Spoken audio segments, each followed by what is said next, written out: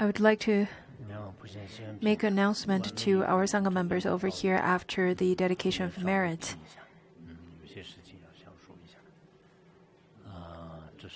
That's the first thing. And the second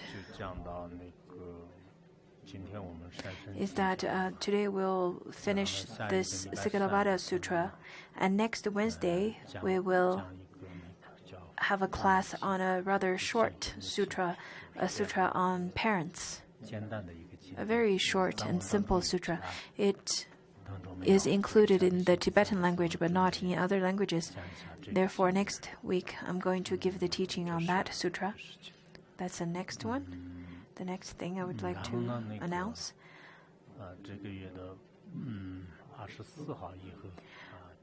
is that after the 24th of May, I don't have any public classes for 10 days. From, I think, May the 24th, we'll still have the class on the Buddha nature, on the class on Buddha nature. And then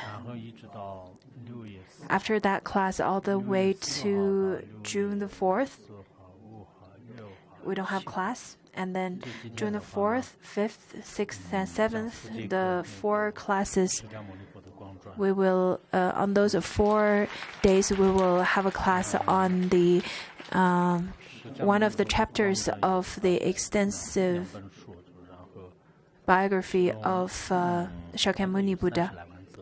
It has around 300,000 words.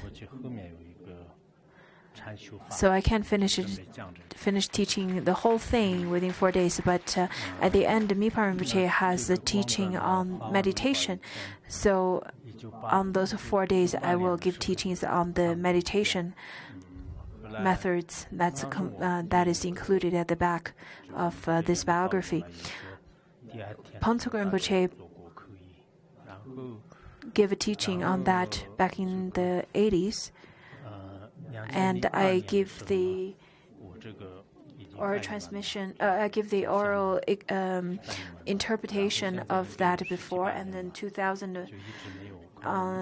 back in 2002, I then translated the teaching. So it's been quite a while. It is difficult to give the whole teaching of the extensive biography, but the essence is included in the very back of this book. And Mipa Rinpoche at the back explained the sadhana and the practice of Shakyamuni Buddha as well as the meditation instructions. And therefore, I think I'm going to give the teaching of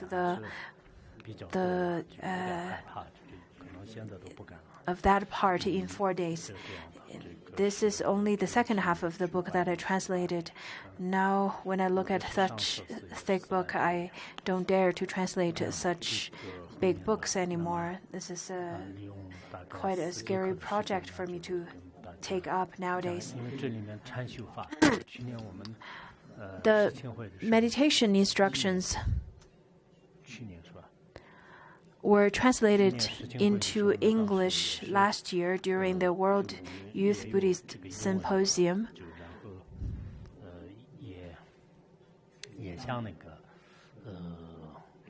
And we wanted to disseminate the teachings of meditation techniques that's explained by Mipa Rinpoche. That was the plan last year. And I think this year I will have this opportunity to give the teaching of this. In fact, this is the first time I would teach on this text that I translated 18 years ago. This is really the first time. So June the 4th to June the 7th, those 4 days, within those 4 days, I will give teachings.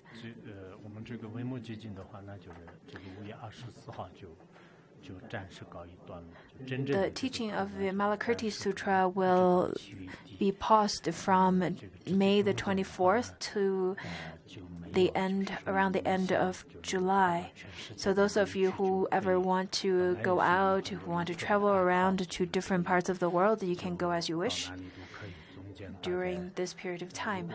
I know lots of you really enjoy traveling, and then that's a good time to travel around because there's no class. But that's really for people who are the people who are outside of the monastery, because over here in the Shurja, if you're already enrolled in some of the classes over here, I really encourage you to stay. Otherwise, it could really harm you in the way that your mind will be disturbed.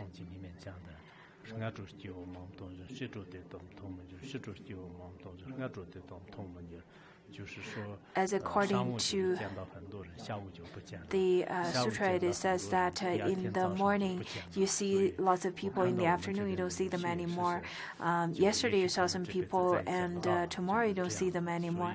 So for lots of people, you will see them today, and maybe tomorrow they will then run away from here. They would travel around and don't want to abide and stay where they are.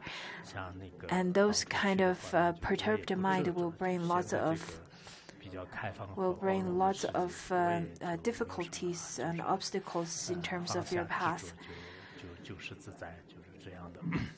And this is really up to you, wherever you want to go or not. I, in fact, have no more of the graspings, and therefore I feel lots more of freedom. From tomorrow onwards, we will have the class on the text of Uttara Tantra, which is the class on the text on Buddha nature. For now, everyone whomsoever wants to listen to it, I'll give you the opportunity to provide you the methods of listening to this class. But that's really for now. We never know how things would change and unfold later on. But that's the plan, at least to make it open to everyone whosoever enjoys this class. So we finished all the other 5 directions in the previous classes, and today is really the last direction. The last direction is to Shramanas and Brahmins, how to then relate to people who are of a higher status or of a higher virtue. So Sigalaka, the Buddha told him, saying that a lay practitioner, you should then respect the Shramana and Brahman with these 5 things. Shramana, according to the explanation of Kumar Jiva, he said that as long as a practitioner who is practicing aesthetics as a renunciate, then this person could be called as a Shramana, let it be a Buddhist or any other from any other tradition or any other religions. So that's a Shramana.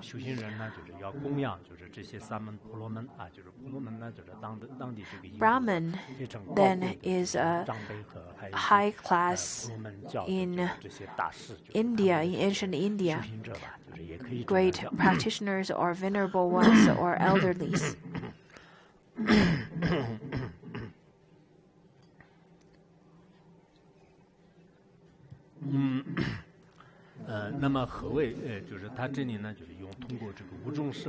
And what are the 5 things that lay practitioners should respect them with? The first one is to show kindness through action, the second one is through speech, and third one is through mind. And fourth one is to provide material needs timely, and fifth one is keep the doors open. to the teacher, to the shramana, to the elderly, a lay practitioner should respect them with their body. Over here, kindness is a mentality. And how could you show kindness through your body then? It is to show respect, to serve, to prostrate, to pay reverence, and do not consider yourself as arrogant in front of them. It's in fact not anything like that at all. So you have to pay respect through your actions with a veneration to them. And second one is through the speech with kindness. So you should use a rather peaceful, rather loving, sweet speech to respect them, to show respect, not to use coarse language, not to use any of the filthy language. Rather, you should use the very kind language to respect them. And third one is with mind. With the mind of purity, with the mind of respect, with the mind of kindness. And the fourth one is to provide material needs timely. To offer to the shramana and the brahmin, your teacher or your guru, whenever they have any material needs. Maybe they're hungry, maybe they are in need of something. Just as the patients or guests from afar or a newcomer, those people whomsoever are in need of things, then you should help them and provide to them. This is quite important to provide material offerings to people whomsoever need it. When it is needed, do not provide to people who don't need it, and it's rather like stacking flowers on top of a beautiful box. This is really not the kind of providing. Rather, the kind of timely providing is when people are really in need of whatever you can offer. The fifth one is to keep the doors open. Often keep the doors open whenever people are there. You can provide to them to whatever they need. So as a rather as a lay practitioner, so you should also keep your doors open and show respect in such a way, or it shows that you're ready to welcome them at any time. There are 7 ways, according to a sutra, it says that there are 7 ways to make offering. The first one is through the eyes, with kindness, with peacefulness, and then provide to them, and then to make offering to them. The second one is making offering to them with the kind expressions, with a smile, with kindness and friendliness. With such kind of expressions, you make offering to them. And third one is to have kind words and kind speech towards them as an offering. Whenever you converse with the parents, the teacher, or Brahmin, or people of high status, you then converse with them in a kind way, rather than coarse language, not with blackmailing or threat. So that's the third one. The fourth one is the offering of body.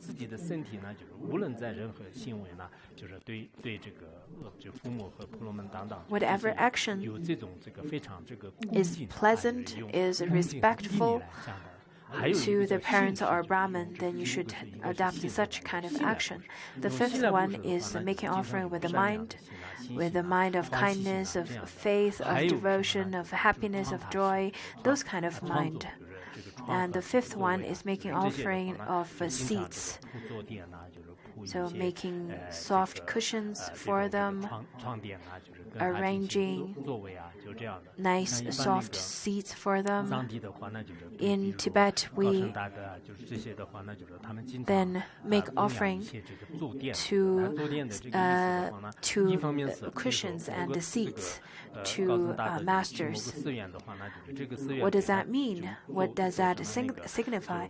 It actually, what does it symbolize? It symbolizes that if you offer different cushions or carpets to them, it shows that you are asking the master to stay and abide in the monastery or the place where you offer the cushion to them. And another layer of meaning is to requesting them to abide in this world and have longevity in this world. So that's the symbol of cushions. The seventh one is to make offering of the houses or shelters, to provide shelters to parents and teachers and Brahmins. Those are the 7 kinds of offerings.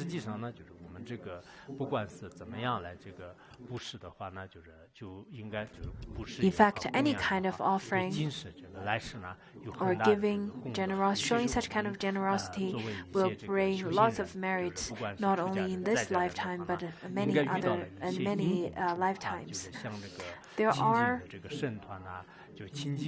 objects of making offering, the objects which are pure, which are of respect, which are full of merits, such as Sangha, such as enlightened masters, and so on. Those are the places or object of offering that is worth to make such offering, because they are because they themselves have lots of merits.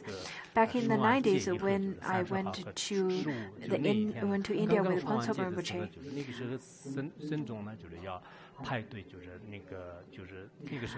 at one time,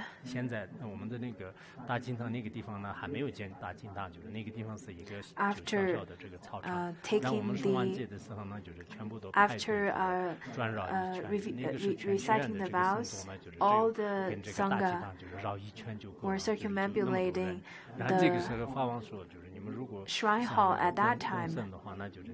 And Khenpo Sodargye said that this is a perfect time to make offering to the Sangha, even if you just buy some candies to them. At that time, we had some jelly candy at that time, and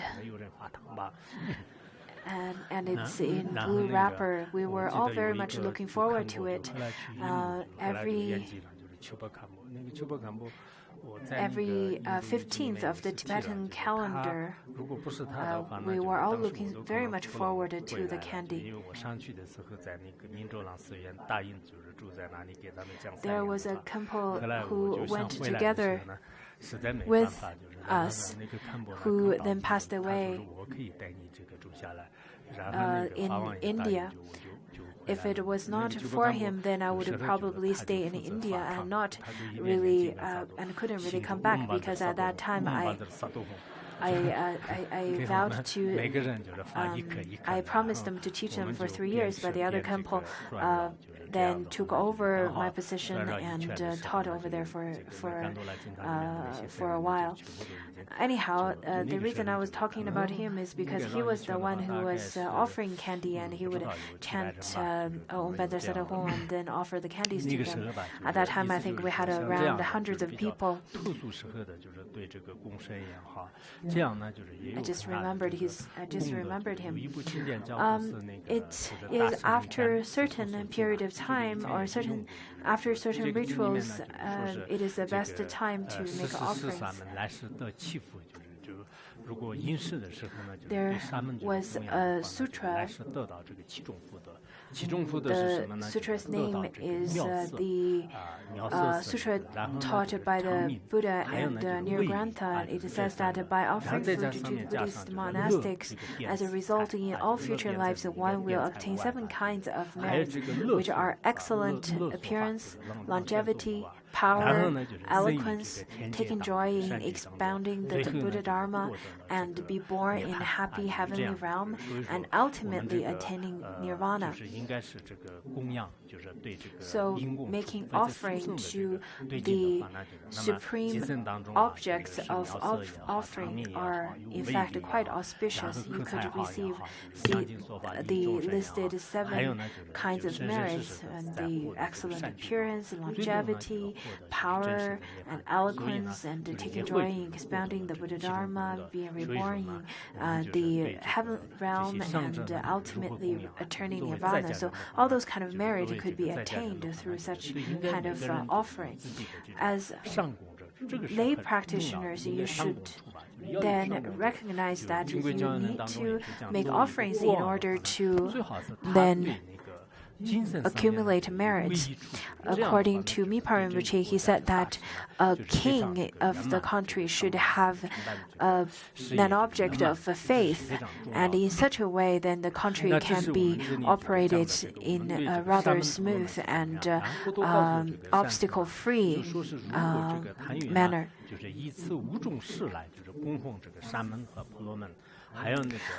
So, Sigalaka, if a lay practitioner could use such 5 things to make offering to the Shramana and the Brahmins, then the Shramana and the Brahmins should reciprocate with such 6 things that's listed below. As I said earlier, this Sigalovada Sutra is quite advanced than its time, because it talks about how one party should offer to the other, and the other party should reciprocate with kindness as well. It is not that you have to do so and so, but the other party doesn't have any responsibilities to reciprocate at all. There are prerequisites for students to teachers, how students should treat teachers, and then there's a requirement for teachers how to respect and teach students, and similarly apply to children and parents and other things as well. In this sutra, I think this is quite important, because then you would recognize that there are so many crowds of people within your life. If you could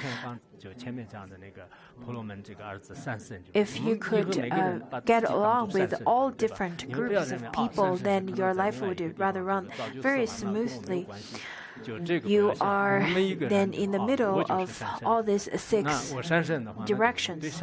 In fact, not only Sigalaka is the Sigalaka, you and everyone is also Sigalaka. You have 6 directions to relate to. You have 6 groups of people to relate to. So not only you, I myself included, I'm also Sigalaka. We're all Sigalakas who need to then relate to different people from different directions. You need to relate to people who are at the lower direction, people who are at the upper direction. But nowadays it seems that people tend to be more on the extremes, where they can relate to the lower direction rather well, but not to the upper direction, or vice versa, or they can relate to the other 2 directions but not the other 4. So things like such. To me, my parents all passed away. Therefore, I don't have an east direction to relate to anymore. Therefore, I can then visualize that all sentient beings are my parents and had been my parents before. But that's okay, because there are still so many people in different directions that I can relate to. And then the next one how the Shamanas and Brahmins need to then reciprocate the kindness to the lay practitioner. There are 6 things, so they have higher requirement in terms of how to then help the lay practitioner, or how to relate to the person whomsoever make offering to them. You should not think about the person whomsoever offers to you or serve you as only a source of service and only enjoy their service without reciprocate their kindness. Unlike nowadays, how some of the CEOs or leaders would relate to their employees and so on. So what should the Shramana and the Brahmins do first? The first of all is to protect them from doing evil, because after the lay practitioner or the person whomsoever make an offering to them, if they commit any evil, then it is not good for them in terms of this lifetime as well as the next lifetime. So you do carry on some responsibilities for them in order to help them out. I think lots of times when people are making wrong decisions, it is mostly because of the people, they do not receive enough kindness and care from the ones such as the Shramanas and the Brahmins, and do not receive enough guide from them either. There was a sutra. That sutra is a compendium of Samyukatagama Sutra that is then collected by an Indian monastic. It has a story within that is recorded. It says that there was a butcher. The butcher wanted to make offering to the monastics, but the monastics are too afraid of him and don't want to get even close to him. And then once this butcher saw a newly ordained Shramana, a newly ordained monk, and then the butcher requested him to stay in his house, and he would make offering to this monk. And he agreed to stay, maybe because he doesn't really know. And then, by staying at the place of the butcher, the monk didn't really say anything, maybe because he was too afraid of losing the offering, or maybe some other reason. Just as nowadays there are people don't dare to say anything controversial or incontroversial with the other person's habitual patterns. Otherwise, they're afraid that they would lose all the advantages.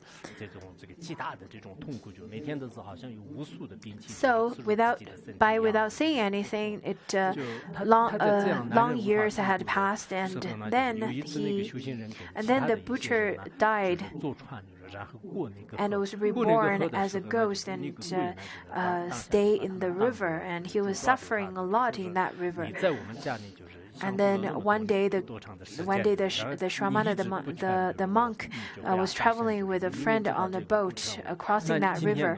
The ghost then caught the boat without letting them going. And then he said that, "Why didn't you advise me of not conducting such evil deeds when I was alive? Look at me now, I'm suffering so much, and it is because you didn't stop me. So I'm going to kill you." And the friend who traveled with the monk said that no, you shouldn't do this, because if you kill a practitioner, then the karmic fruition of that is going to be even worse. It's going to be even more terrible than what you are experiencing at this moment. And then the ghost at that moment said, I know what the karmic consequences is going to be, but I can't stop my anger, because it is only because he didn't uphold his this responsibility. I am at this place right at this moment. So the friend, after lots of convincing, the ghost finally agreed that, okay, I'll let you go and not kill you only if you chant mantras and dedicate merit to me. And that's what the monk did at that moment. Right away, the ghost felt a little bit better. He said, okay, I feel much better at this moment. And then the second day, after went back to the Dharma center, the monk then invited another realized master to chant and dedicate merit to this ghost. And because of the incredible merits and incredible blessings of the Dharma, at that moment the ghost then attained fruition because he went to that Dharma assembly which was hosted for him to dedicate merit to him in order to relieve him from the pain and suffering. He actually manifested as a Brahmin, then attended his own puja or own Dharma assembly, and then by listening to the Dharma teaching and listening to the chanting and so on, he attained fruition at that time. So what's the moral of this story then? As monastics, we often receive different offerings from lay practitioners, and whenever they make such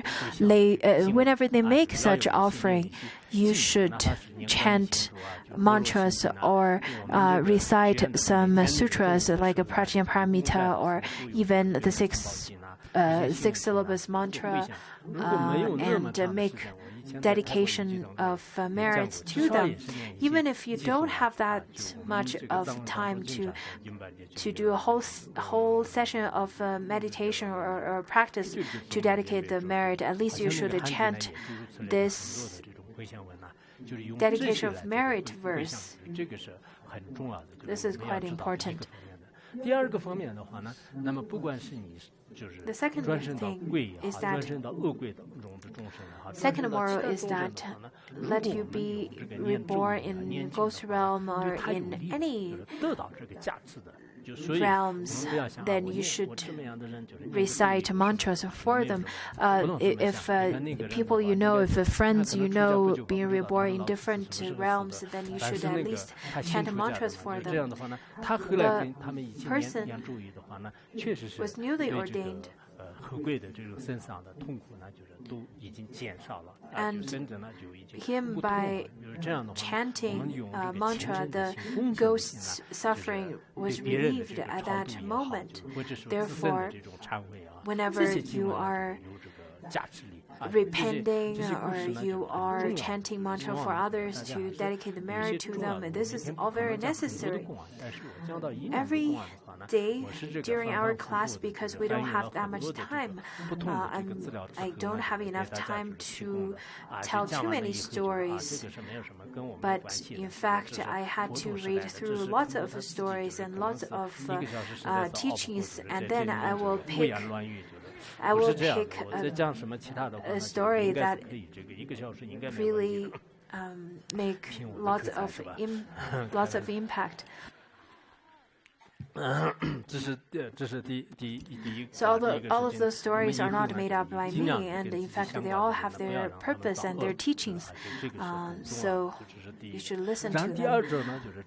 The first one is to help them and guide them from avoid doing evil, and the second one is to guide them towards kindness, to teach them how to practice good actions rather than stay in a state of drowsiness or practice evil. So the second one is to guide them and instruct them to practice the good karma or the good actions. according to the Great Compassion Sutra, where the Buddha told Ananda, saying that if you want to benefit the sentient beings, you should try your best to teach the Dharma, to propagate the Dharma, and that's how the sentient beings can be benefited from you. There's a sutra. There's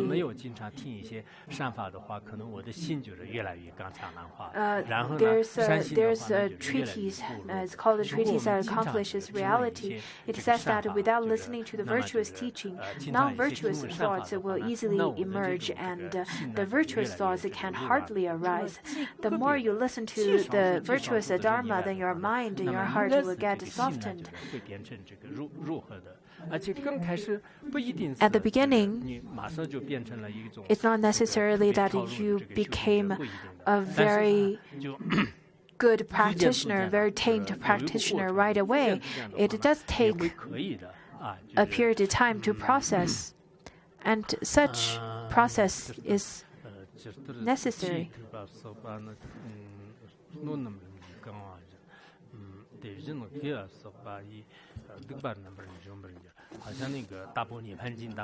In the Great Mahaparinirvana Sutra, it says that a drop of water is small, the accumulation of which can eventually fill a great vessel. The same goes to a thought of virtue, the continuation of which can then thoroughly crush out a great evil.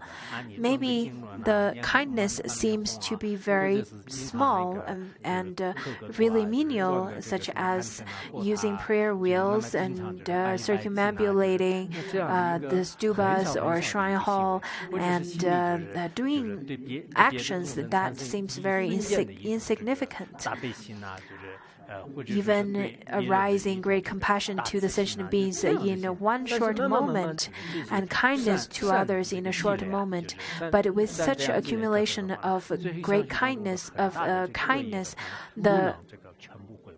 such accumulation could then crush all the evil deeds that you accumulated from the past as well.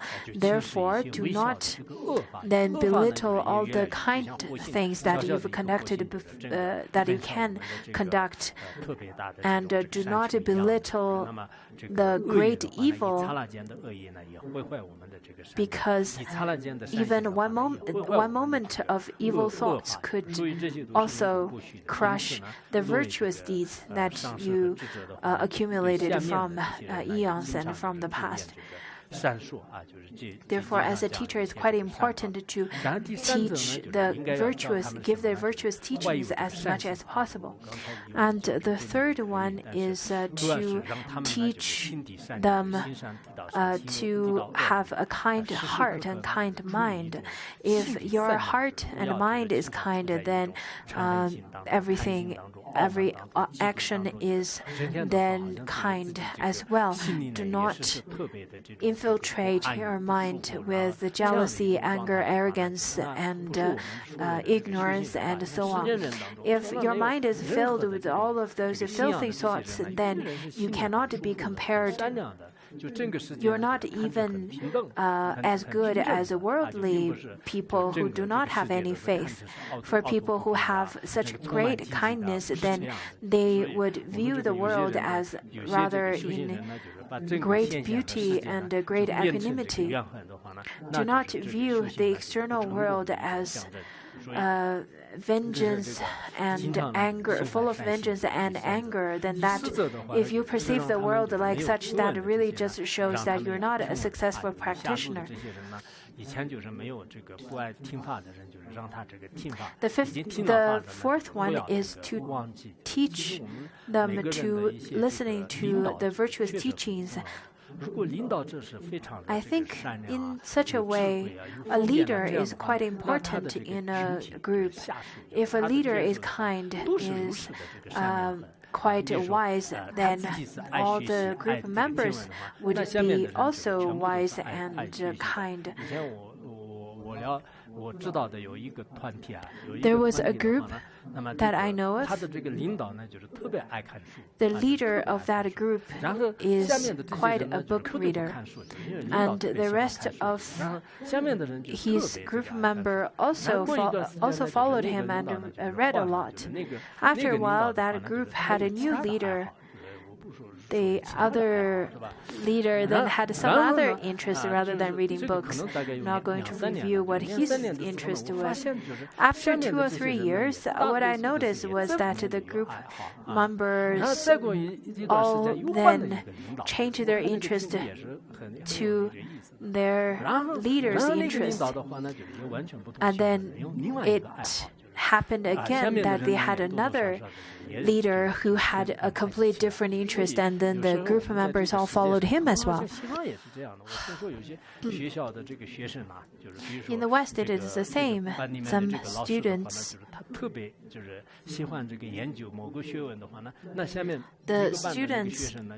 would have interest with the interest of the teacher. If the teacher really enjoy science, and then the students would enjoy science. If the teacher really like Eastern philosophy, the students will also develop curiosity and interest in Eastern philosophy. If the teacher is interested in spirituality, then the students will also develop interest in spirituality. Similarly to the gurus and their disciples, if the teacher really enjoy talking about other people's faults, then the students would also follow the teacher and do the same. They would have the same habitual patterns. So the groups have lots of difference based on the different characteristics and interests of their leaders. The fifth one is that they're good at then contemplation and resolve doubts. After listening to the teachings, they should be able to contemplate and then resolve other people's doubts and confusions. That's quite important. And the sixth one is to then teach them the way to heavenly realm, to be reborn in heaven or human realm, and even nirvana according to Buddhism. So as the one from upper direction, they should also then reciprocate the kindness and service from the lay practitioner by teaching them, by showing them such a path. There are nowadays leaders who are running after status, and they only want to have a higher status. They only want to have more respect from others, and without caring too much about how to reciprocate and how to guide the people who are following them, who are serving them, then I don't think that's the right motivation. As a leader, as a supervisor, you should have the mind of serving others. This is really the best way. Just as yesterday, how we learned that as a leader, as a supervisor, they should have the mind of humility and the action of diligence, and therefore they can benefit the ones who are following them. They should care about people who are working and serve them. This is, in fact, quite important. Therefore, over here, the Tathagata then told Sigalaka, saying that if a lay practitioner could follow such a way and serve the Shramana Brahmin, then in such a way, this direction is protected and will be free of worry and fear. And then, summing up in verses, the Sublime Teacher said, in verses, the following verses, some of them are then described before, and some of them are new context. So we'll continue over here. It says that then the mother and father are as the east, teachers as south, spouse and family as the west, friends and colleagues as north, servants and workers as below, and Brahman and Shrammanas above. So those are the 6 directions one should honor. And if you would want to worship the 6 directions, any of the directions, the parents, the teacher, the spouse, the relatives, and so on, then you should respect and you should seize the opportunity to respect them and offer to them as much as you can. So very timely. You should respect your parents when they are still alive, and when the family is still together, then you should respect them. Otherwise, it's just like when the parents pass away, how could you then pay your respect to them? So over here it says that you should then respect them and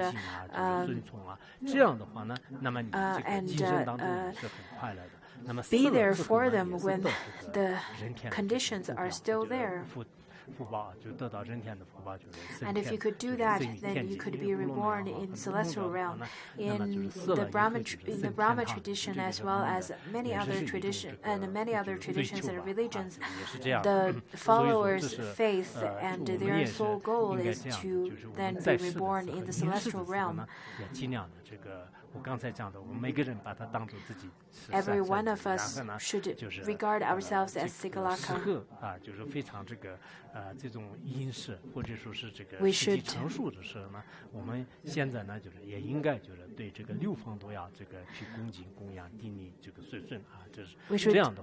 respect the 6 directions timely. 然后下面呢就是讲那个下面讲什么呢？就是讲那个。Next one talks about the 4 ways of attraction. Yesterday we talked about the 6 paramitas, and today it talks about the 4 ways of attraction. In the long discourse of the Buddha's teaching, in fact, this part has rather a longer explanation about the 4 attractions. But in this particular version, we don't have the long descriptions of the 4 attractions. Rather, we only have 4 short verses. So the first one is to have generosity towards others in terms of wealth as well as Dharma. The second one is loving speech or kind speech. You should then use nice and kind speech to others and not always scolding and harsh speech to others. Third one is to benefit others with your kind mind. And fourth one is to work together. You should then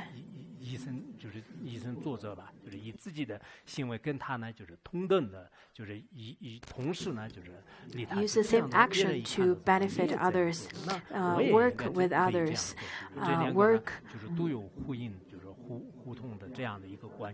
together with others, so that people would see that you're not only giving orders, rather you're working together with everyone. So those are the 4 things that you should do to share with others. So this part talks about the 4 attractions. And then the next one talks about why these 4 are important. So these 4 are important.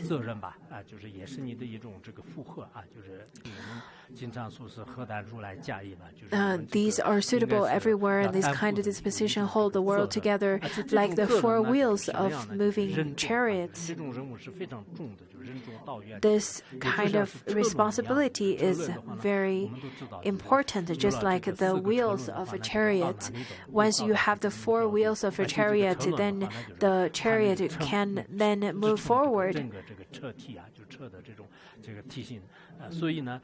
can uphold the chariots. So these are four things that attracts the people.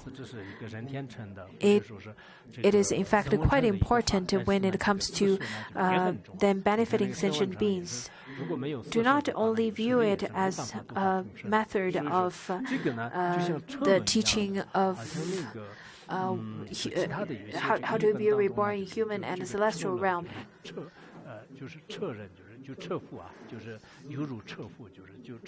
In some other translations, it says that it is not the four wheels, rather it is the person who is riding or driving the chariot. That's a different way of a different metaphor. Without this four, it says then, if the world doesn't have these four things, there is no filial piety as well as respect and nourishing one another. If you don't understand it, then there's no way of benefiting the six directions. If you don't use kind words, if you don't have generosity, if you don't have benefiting sentient beings, if you don't have loving speech, you have hating speech. Is there such a way of a hating speech?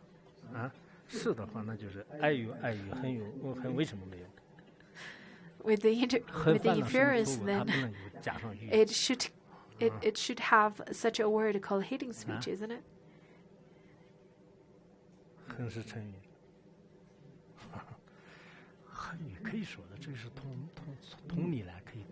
Hate speech, that is a valid term because of the logics of because you can because of the logics and inferences that works. The opposite of love is hate. Therefore, if loving speech stands valid, and so is hating speech. And the next verse talks about the merits of using these four attractions. The English translation is different than the Chinese translation. Therefore, the interpreter is going with the Chinese version according to the explanation of Khenpo Rinpoche. So yesterday we talked about the four ways or the four causes that you can uphold by. You can practice in order to be reborn in the celestial realm. So the wise one, it says that this kind of teaching in this world are the ones that are chosen by the wise ones. And if the wise ones could practice this, they can then receive the great fruition, and their fame and their reputation will be spread far and wide. If one can decorate and set up cushions, then set up also meal and drink and food, provided with generosity to people who are the object of receiving the object of offering, then in such a way, such a wise person's reputation could then spread far and wide. If you can provide with wealth as well as the Dharma, then of course your reputation will be then spreaded far and wide.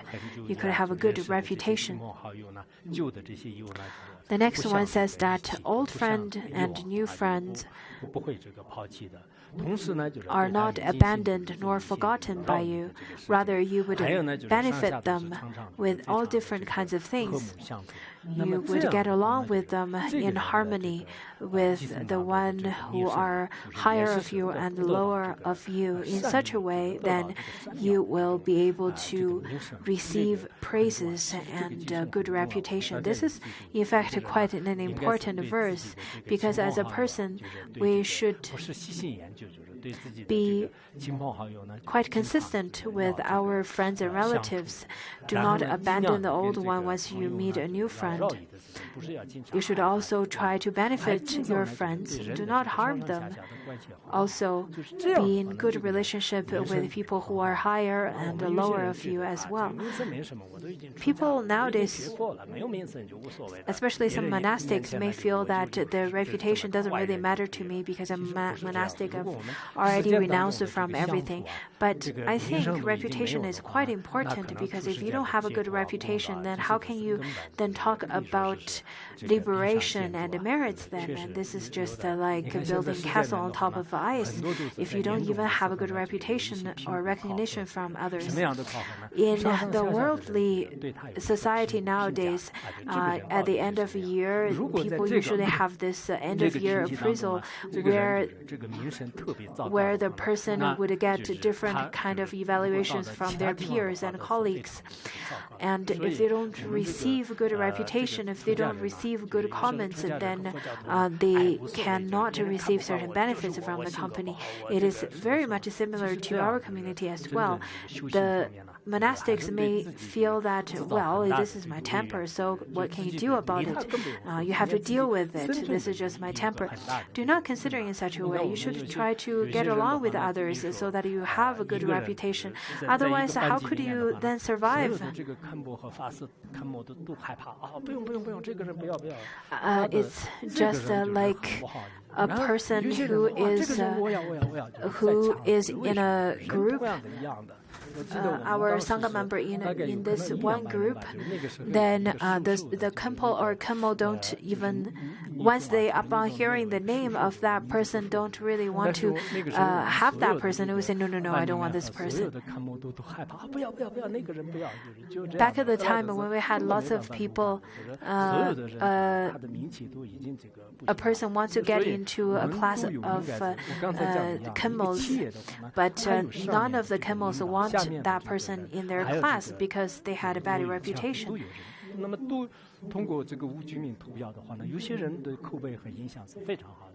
There are people after receiving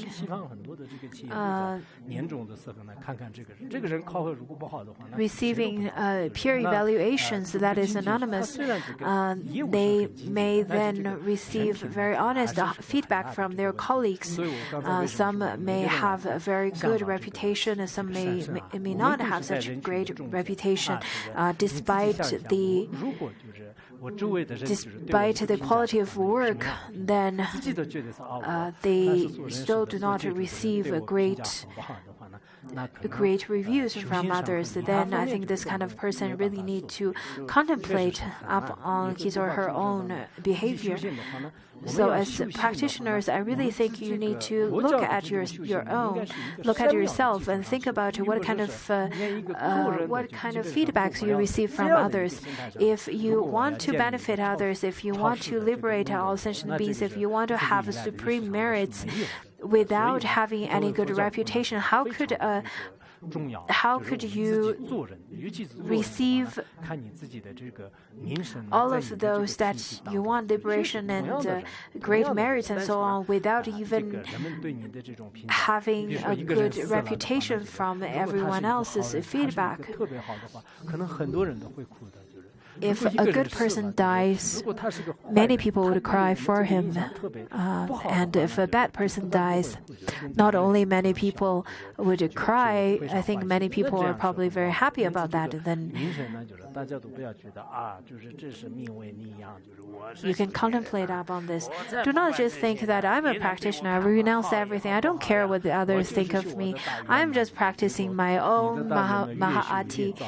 I think such kind of Maha'ati practice is rather difficult.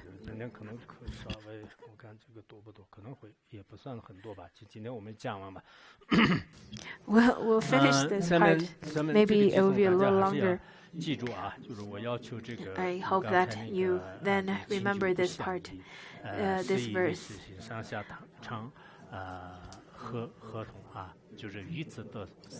就是这个，我觉得大家还是应该这个记住，就是有些人。I think that you should remember this verse. 现象吧，你对这个不愿意 Do not abandon the old and new friends and benefit them with different things and get along with others, high and low with harmony and receive good reputation. Sometimes, although you practice all of those, you may not even be able to receive good reputation, and that's maybe part of your karmic fruition.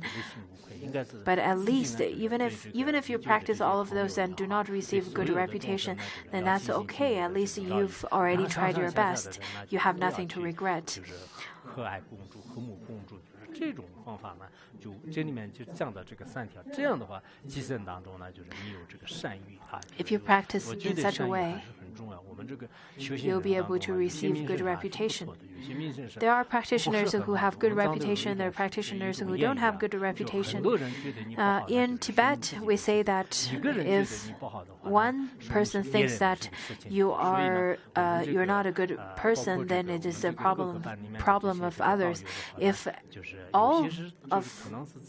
everyone thinks that you are not a good person, then it's really your own problem. Many people tend to be very quiet. They don't really say anything. They don't really do anything. They would hide their merits. They would hide whatever contribution they did. They came in this world only with a few cries, and they kept quiet and stay on their own in this world. They are the kind of a bodhisattva who hide their fame and then die in quietude as well. There are different types of people. There are people that really stir up a lot. So anyhow, you should really observe your own. Today, mostly we're talking about the worldly beings. This part mainly talks about how worldly beings should first of all learn different skills, such as business, finance, and so on. And then after studying such kind of skills, they receive different wealth. After receiving the wealth, one should then keep such wealth and do not then make big offering and then buy things for yourself and spend it without thought. This is really not good. You should have the sense to protect your own wealth. This is quite important. If you do not know how to manage and protect your wealth, then it could be very difficult. I see that in the West, in some news, they say that 1/3 of the middle class could not even take out $400 in cash because they don't have much of the savings. And once the Social Security is no longer reliable whenever you are sick, whenever some accidents and some unforeseen changes happens, at that moment people could run into great troubles. Accumulating too much wealth and being too stingy is one extreme, and not safeguarding your wealth and make savings is also another extreme.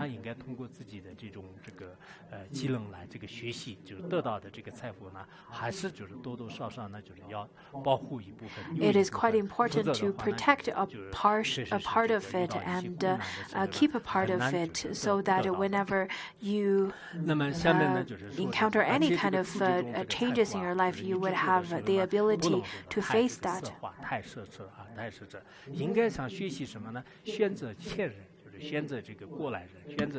The next one, then over here it says that whenever it comes to spending the money, you should then learn from your elderlies, because usually the elderlies, they are quite experienced and they don't spend money, they don't squander the money.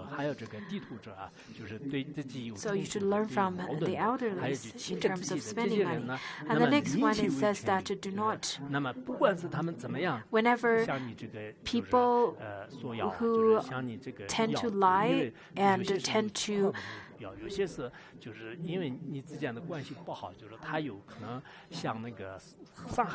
tend to have the kind of mentality of harming you, if such kind of people ask you for money, do not lend them your money. Do not give them your money. Otherwise, it's a great risk to lend or give them your wealth. Nowadays, many people would say that, we're currently doing this wealth management and you should invest your money and so on. Do not fall into it right away, because there are friends and relatives, they have some agendas. Whatever they say, their speech may sound very nice, but what they do may be very different. They may say that this is the best way of making investment. You don't have to work so hard, and you can then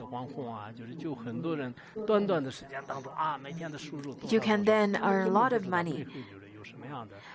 Similarly, there are works which the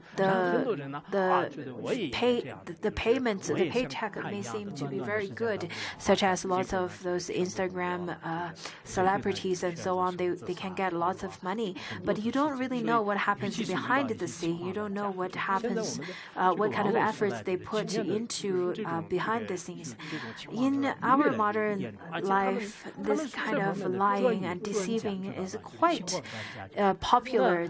People become such professional frauds. They know what your weakness is, they know what you like, and then they will set up nets and webs to trap you. Some dangers, some risks. In fact, majority of those risks and dangers that are not told you.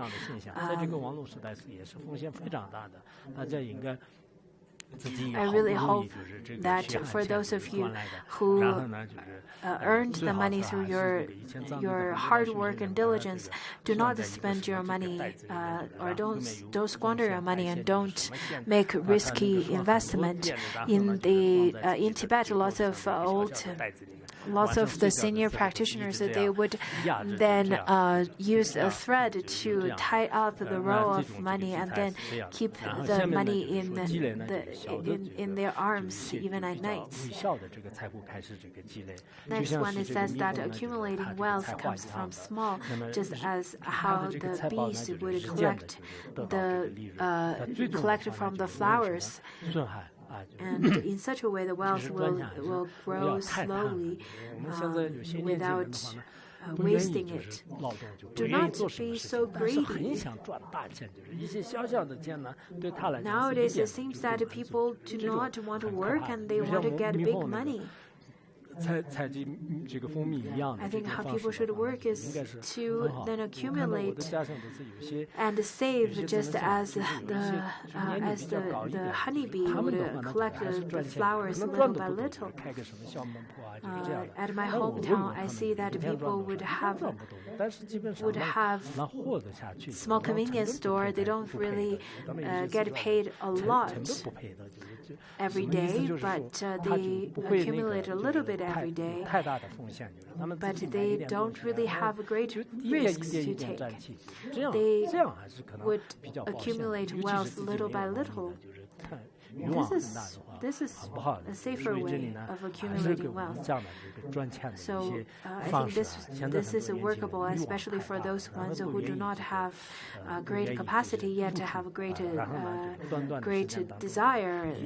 So for young people nowadays, my advice is to be more grounded and work and accumulate little by little. Do not be jealous of other people's branded cars, watch, large houses and think that if the other person could do it, then I can do it as well. If the parents stop the young person, then they would probably have anger towards their parents. Maybe others have the merit of accumulating wealth in a rather quick period of time.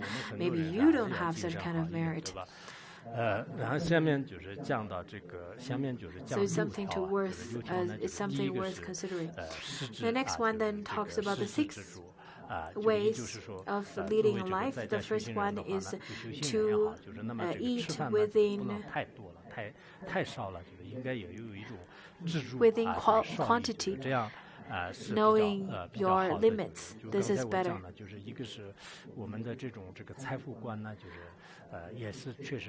The view of wealth is quite important, the same as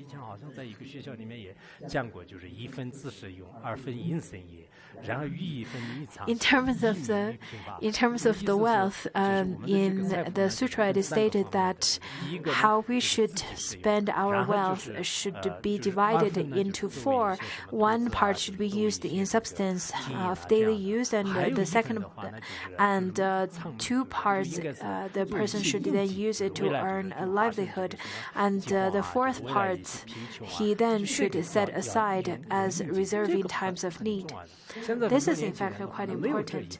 I think lots of people don't really have such kind of understanding.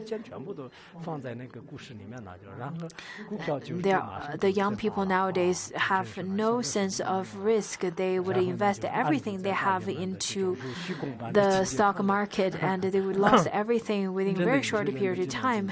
And at the end, all they can do is to abide in the emptiness of Mahati in such a kind of state. But I think lots of people whomsoever make such investment in the stock market, they don't have such level of realization of abiding in emptiness. They stare into the screen, and all they care about is whether the stock market line is going up or down. That's how they spend their life. But maybe some of them get enlightened through such kind of practice of roller coaster of stock market. Then that's quite lucky for them. The first one is to have contentment with food. Do not get too greedy with food. The Buddha, for example, have intermediate fast. Do not eat after in the afternoon. Nowadays, it seems that people are very interested in losing weight. In fact, weight losing is not new. In the sutra, it is described that the Buddha was asked by the king Pasenadi. Pasenadi was really fat at that time, really big and fat.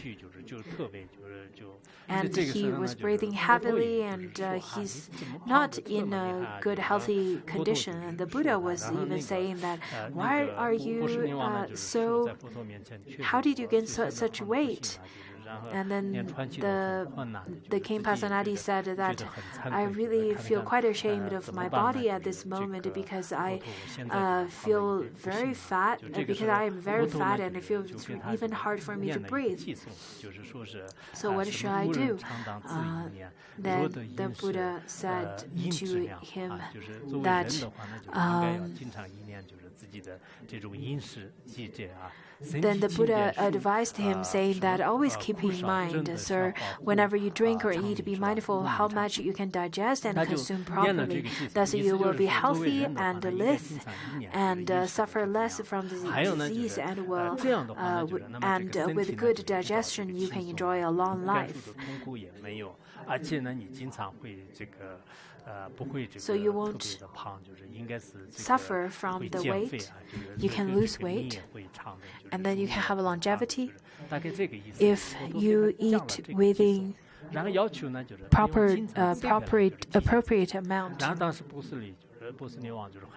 After reciting such verse, the King Pasenadi was really delighted to hear it. And then he told his attendants, saying that every day, whenever I'm about to eat, you need to recite this verse to me so that I can control the amount of food.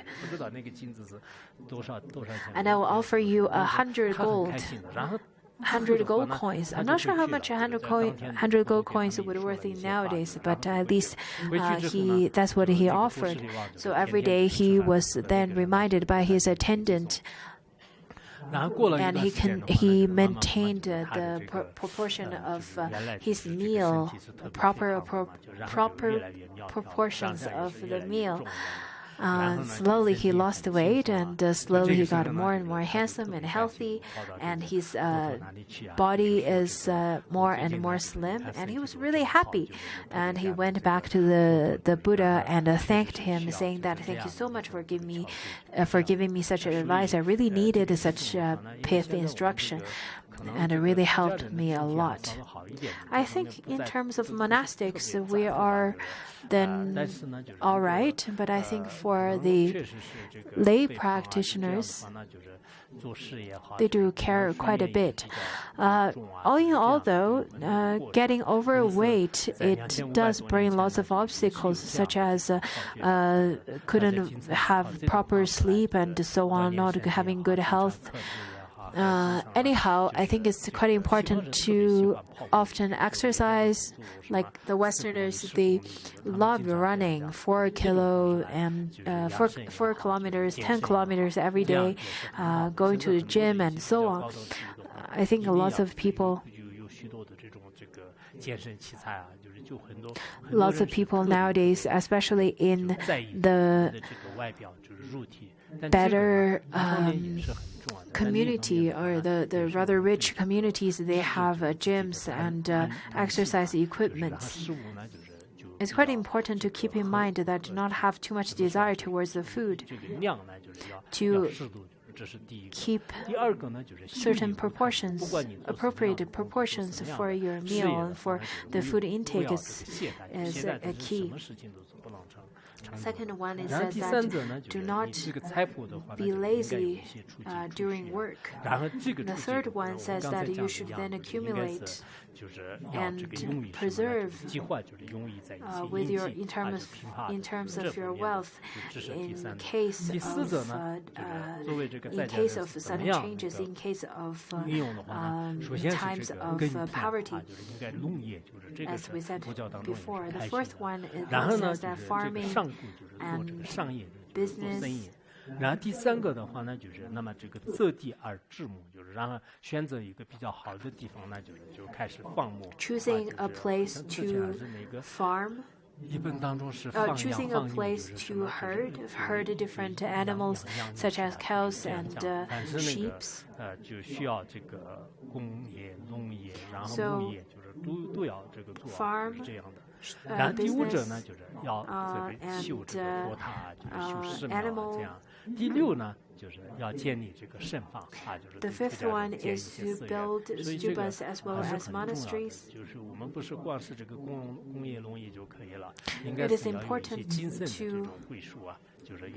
Not only work in the fields of farming or business or herding animals, but it is quite also important to benefit in the next lifetime by creating merits for yourself, as well as having a spiritual path, such as building monastery.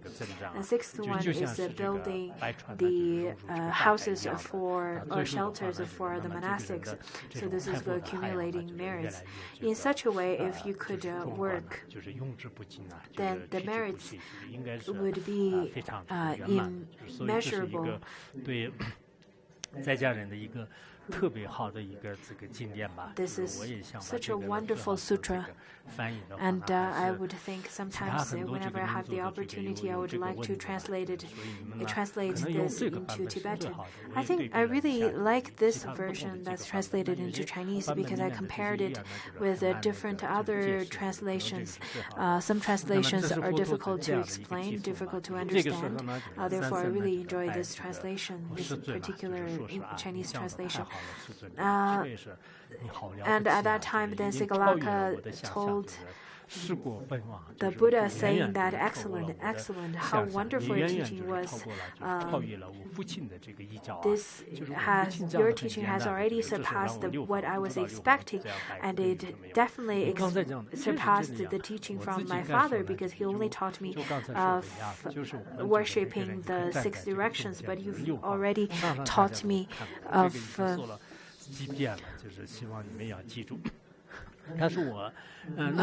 what they are and the reasons behind.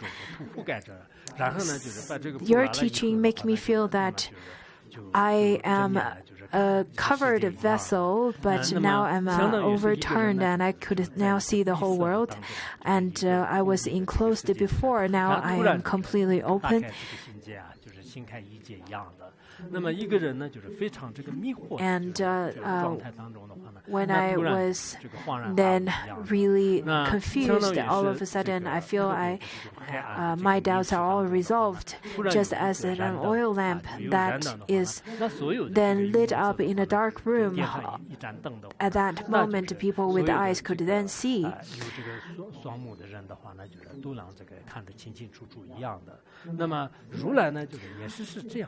Just as so, your teaching, Tathagata's teaching, is just like such. The different relationships between relatives, between co-workers, and so on, we often don't understand how to relate to them. But after listening to this, I really feel that I have the understanding and I have a guideline of how to relate to them. So I think after teaching this sutra, then I really hope that you could apply the teachings from this sutra to relate to people around you. If you don't even and for those of you who listen to this sutra, I also hope you have the opportunity to disseminate the teaching to others, just as people spreading flyers on street. If you don't have enough time to disseminate the whole sutra, at least a few verses of the sutra, so you could do that.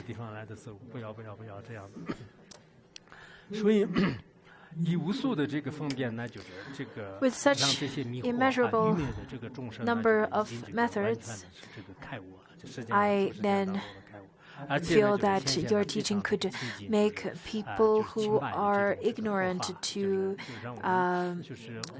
have more understanding. And now I understand the pure teachings, the good teachings of this world. Why is that? The root reason is that the Buddha is Tathagata, is the one who knows the thusness, who knows the truth. He is then the Bhagavan, who is the Blessed One, who is uncomparable even by the 10th Bhumi Bodhisattva. He sees the world and attained the omniscience and sees the reality of the world as it is. He then leads the people of this world to the right path. So now Sigalaka explains that it is because the Buddha is enlightened one, is omniscience, and therefore his teaching can then lit up the ignorance of sentient beings and so on. And then because of all these that is said said, Sigalaka said that now I take refuge in the Buddha, the Dharma, and the Sangha. This is taking refuge in three jewels. And now I really wish